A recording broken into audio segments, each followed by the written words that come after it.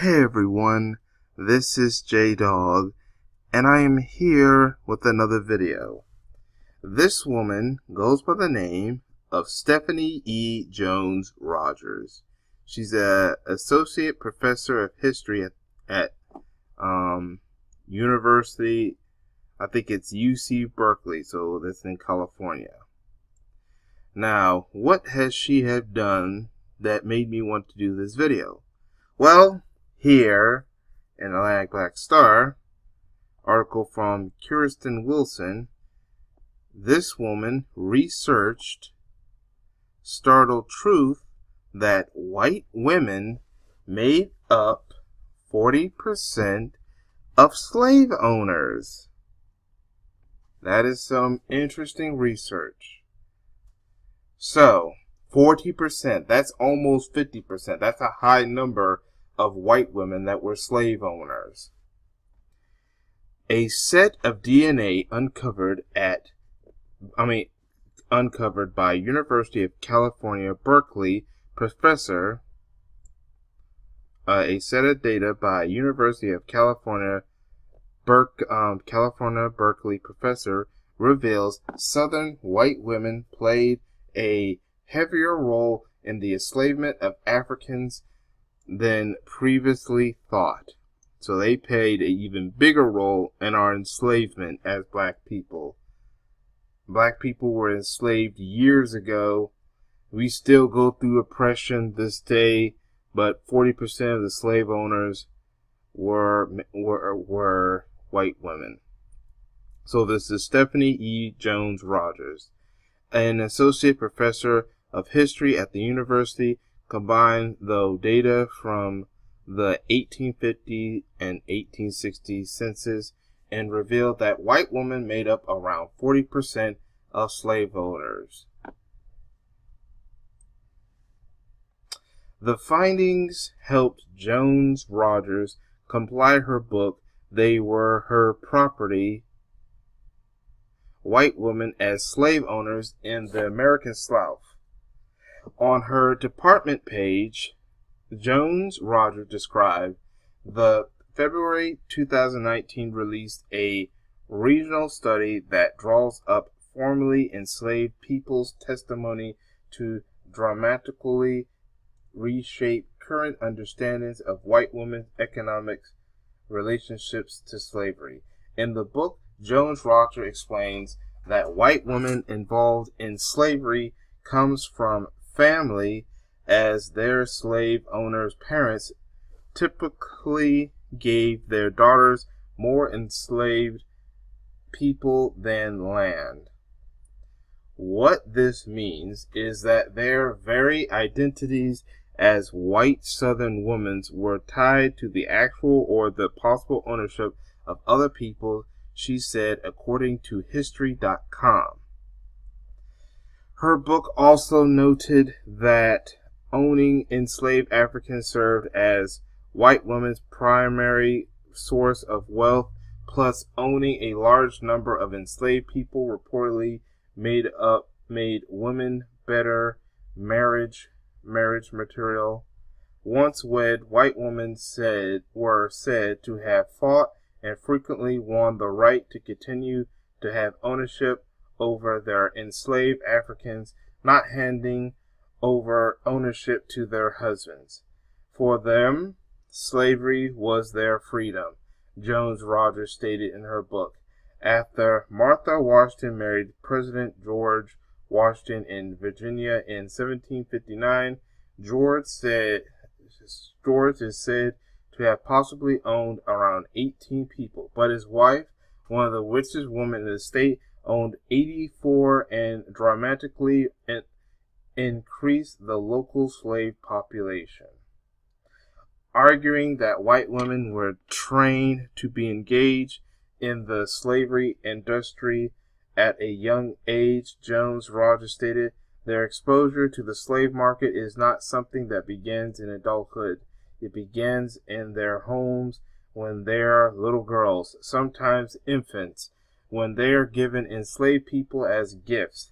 Roger Jones demonstrates that in her book by including interviews with former enslaved people conducted in the 1930s through the New Deal Agency. Works Progress Administrations, one formerly enslaved woman said children would ruthlessly beat enslaved people. It didn't matter whether the child was large or small. They always beat you till the blood ran down, she said. Once they came of age, white women also reportedly got involved in the slave market aside from beating slaves once they owned them. White women bought, sold, and sought out their return. The notion flips the previous belief of scholars that white women abstained from engaging in such activities as it was deemed improper. As the women got pregnant and had their own families, they reportedly orchestrate sexual assault between enslaved people so that enslaved black women could be available to nurse white women's children. Ugh. This in addition to tearing enslaved women's babies away from them so they could nurse white women's children and avoid becoming, as Jones Rogers stated, one white woman slave owner said a slave to her children. Advertisements for wet nurses were plastered throughout newspapers, reportedly creating a massive market for enslaved black women who recently delivered children. They were instances in which formerly enslaved people did in fact say that the mistresses either sanctioned acts of sexual violence against them that were perpetrated at the hands of white men, or that they orchestrated incidents of sexual violence between two enslaved people that they owned in hopes of producing children from those acts of sexual violence, Jones Rogers said. Ugh. White women were also said to have gone through great lengths to maintain ownership of their slaves as the Civil War rages on. History.com reported that one woman, Martha Gibbs, forces enslaved Africans to Texas and threatened them with a gun to continue working for her through 1866. Remember, the Civil War ended in 1865, and that was the year, and 1865 was the year where slavery was abolished. But this woman tried to keep her slaves. So it says here, the year after slavery was officially abolished. Even after the intentions were outlawed, Southern white women reportedly doled out work contracts that exploited black people to work under slave-like conditions. Some described it as a bargaining industry, as Margaret Mitchell did in Gone in the Wind, the same idea that carried out through to textbooks describing enslavement today. As recently as April 2018, it was exposed that students in Texas had been using a textbook that stated not all enslaved Africans were unhappy. Still, Jones Rogers argues in her book that white women's ideology and sentimental connections to slavery weren't the only thing that made them defend the practice. She remarked that women who were around during enslavement would have done the same. So first of all, this woman right here did all this research to find that 40% of slave owners were white women. Now, this is something that I admit had not learned, but of course they do not tell you this at the schools. But luckily this woman decided to do the research and even put it in a book. Notice that the mainstream media, some of these mainstream schools don't tell you about this history as well. But shout out to Stephanie E. Jones Rogers for her book and for her research. So, some of these white women that go around saying, white women weren't slave owners, they were slaves to the husbands too. Show them this video, show them the book from this woman, and show them the research. But that's all I have to say for now. I will leave a link to this article in the comment section and description box.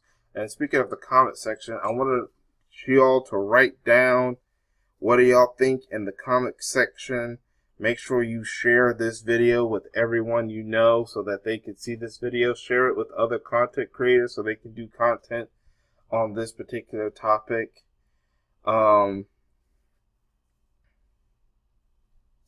But that's all I have to say for now. Also, I will also put down links to all the different YouTube channels, backup channels, and other accounts from social media accounts from other social media platforms that I have that I want y'all to follow me on. But that's all I have to say for now. This is J-Dog. Thank you for watching, and I hope to catch y'all in another video. Peace, everyone.